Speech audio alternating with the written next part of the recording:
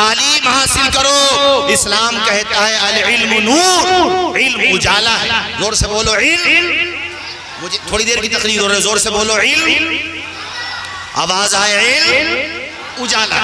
اب بتاؤ جہاں اجالا ہوگا وہاں اندھیرا ہوگا، اور اجالا نہیں ہوگا تو یہ لائٹ ابھی آن ہے، ابھی لائٹ چلی جائے تو بتاؤ یہاں پر کیا ہوگا؟ تو پتا چلا کہ یا تو اجالا ہی ہوگا یا اندھیرا ہی ہوگا. اب چونکہ اجالا نہیں ہے اس لیے سب پھوٹ رہے ہیں جگہ جگہ. ارے پہلے تو بہت پھوٹتے تھے اسماعیل بھائی، آپ نے اپنے بچپن جوانی کا دور دیکھا ہوگا. اب تو یہ اللہ کا شکر ہے کہ کئی سال سے کوئی مرڈر کا کیس سامنے نہیں آیا ہے، ورنہ ہم تو سنتے ہیں، آپ ہی لوگوں سے سنتے ہیں. آپ ہمارے بڑے یہاں پہ سب بیٹھے ہوئے ہیں، آپ ہی لوگوں سے سنتے ہیں کہ پتا چلتا تھا کہ اس گاؤں میں اس پارٹی نے ادھر والوں کو ٹھوک دیا، ادھر والوں نے ادھر والوں کو ٹھوک دیا. نہ ٹھوکنے والے سکون میں، نہ ٹھوکنے والے سکون میں، وہ جیل میں، دوسرے ریل میں. وہ پتا چلا کہ تباہ ہو گئے، برباد ہو گئے. ارے لوگوں کے سینکڑوں بیگہ زمینیں بک گئیں. تو چونکہ اندھیرا تھا اس لیے اندھیرے میں آدمی بھٹکے گئی، اور اجالا ہوگا تو منزل تک پہنچ جائے گا. کبھی غور کیا کرو، اسلام سے پہلے والے دور کو دور جاہلیت کہا جاتا ہے. سمجھانا چاہتا ہوں میں آپ کو، دور جاہلیت. حضور تشریف لائے تو دور اسلام. اسلام کے مقابلے میں جاہلیت آنا چاہیے یا کفر آنا چاہیے؟ کفر آنا چاہیے. بھئی اسلام اگینسٹ کفر ہے نا، اسلام ورسز کفر. لیکن ہم کیا کہتے ہیں؟ دور اسلام، دور جاہلیت. کیا مطلب ہے بھئی؟ یا تو دور کفر کے مقابلے میں دور اسلام کہو، اسلام کے مقابلے میں جہالت کہاں سے آ رہی ہے؟ تو اس کا جواب یہ ہے کہ اسلام بھی ایک ایسا پرکاش ہے کہ جہاں اسلام ہوگا وہاں جہالت نہیں ہوگی، اور جہاں جہالت ہوگی وہاں کا محق اسلام نہیں ہوگا. تو تم کیسے مسلمان ہو جو جہالتوں کے اندھیروں میں بھٹک گئے؟ میرے بھائیو یقین رکھو، ہمارا قرآن جو نازل ہونا شروع ہوا ہے، غار حرا میں پہلی سورت کی آیتیں نازل ہوئی، اور وہ سورت کیا تھی؟ اقرا بسم ربک الذی خلق. ہمارا قرآن شروع ہی ہوتا ہے پڑھنے سے، اور مسلمانوں نے پڑھنے چھوڑ دیا. ہم نے بولو پڑھنا چھوڑ دیا. اس لحاظ سے میں آپ لوگوں سے درد مندانہ درخواست کرتا ہوں کہ اپنے بچوں کو پڑھاؤ، اور یہ ذہن بنا کر کے لے کے جاؤ کہ ہمیں پڑھانا ہے. زور سے بولو ہمیں. مانیرہ شریف، بریلی شریف اور بڑی بڑی خانقاہیں ہماری، سب کی طرف سے ایک پیغام دیا جاتا ہے، آدھی روٹی کھائیے، بچوں کو بولیں گے نہیں آپ لوگ، بچوں کو پڑھائی، اور گھر کی تربیت بھی اچھی ہونی چاہیے. ماشاءاللہ مجھے بہت اچھا لگتا ہے ہمارے عارف مدنی، اللہ خوش رکھے، بڑا درد رکھتے ہیں دین کا، اور جب بھی ملاقات ہوتی ہے اسی فکر میں رہتے ہیں کہ ہماری جو یوتھ ہے، جنریشن ہے، اس کے بارے میں حضرت کچھ پلاننگ کرنا چاہیے، ہمارے بچوں کے بارے میں پلاننگ کرنا چاہیے. اور ماشاءاللہ وہ ایک ایسی تحریک سے جڑے ہوئے بھی ہیں جس تحریک نے ہزاروں دلوں پر نہیں کروڑوں دلوں پر محبتوں کے جھنڈے گاڑ دیے. اور یہ صرف دعویٰ نہیں ہے بلکہ اپنی آنکھوں سے دیکھ سکتے ہیں آپ، پوری دنیا میں الحمدللہ حضور کی سنتوں کے پیغام کو عام کیا ہے، گھر گھر پہنچا دیا ہے ماشاءاللہ.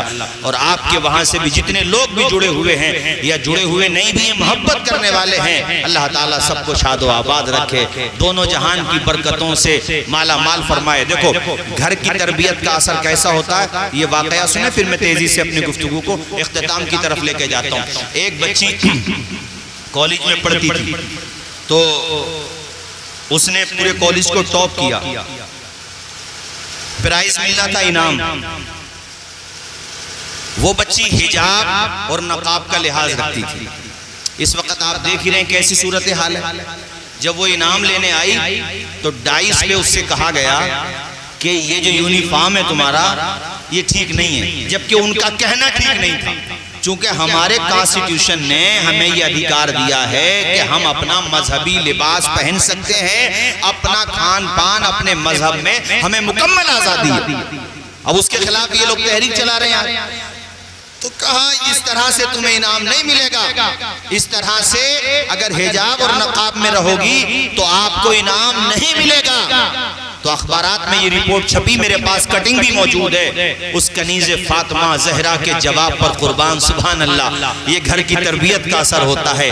اس بچی نے کہا کہ میں تمہارے 2 کوڑی کے انعام کے لیے سیرت فاطمہ زہرا کو نہیں چھوڑ سکتی، میں حضرت فاطمہ زہرا کے طریقے کو نہیں چھوڑ سکتی، مجھ پر آپ فورس نہیں کر سکتے، اگر آپ کو آپ کے مذہب کے اعتبار سے رہنے کا ادھیکار ہے تو مجھے کیوں ادھیکار نہیں ہے؟ مجھے بھی ادھیکار ہے۔ اور اس بچی نے، اس مسلم لڑکی نے اس انعام کو ٹھوکر مار دی اور دنیا کو ایک پیغام دے دیا کہ بلبل سے بہرحال نشے من نہ چھٹے گا، برق تپا کے خوف سے گلشن نہ چھٹے گا، ماحول گرچہ اپنے موافق یہ نہیں ہے، پر یا رسول اللہ آپ کا دامن نہ چھٹے گا، پر یا رسول اللہ آپ کا بولیے دامن نہ چھٹے گا۔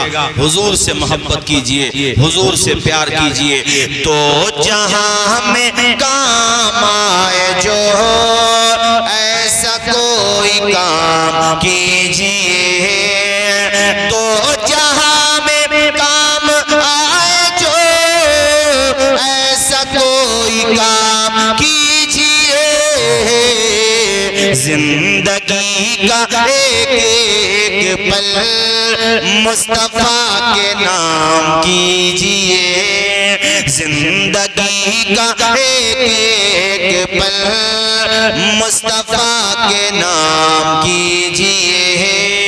حضرات اللہ تعالی ہم سب کو عمل کی توفیق رفیق عطا فرمائے۔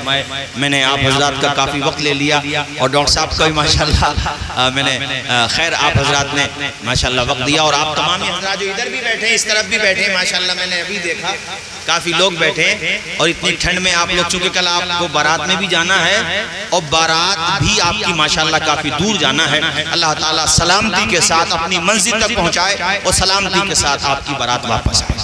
یہی فائدہ ان پروگرام سے ہو جاتا ہے، جو بھی عالم آئے گا وہ یہی دعا کرے گا یا اللہ شادی میں برکتیں عطا فرما، اور جو پبلک آتی ہے وہ آمین کہتی ہے۔ جیسے میں دعا کر رہا ہوں، میرا دعا کرنا دعا ہے، ویسے ہی آپ کا آمین کہنا بھی دعا ہے، آمین کہنا بھی دعا ہے۔ تو یہ دعا میری اللہ کی بارگاہ میں ہے، یا اللہ تو اپنے فضل و کرم سے کل ہونے والی شادی میں خوب برکتیں عطا فرما اور زوجین میں خوب محبتیں عطا فرما۔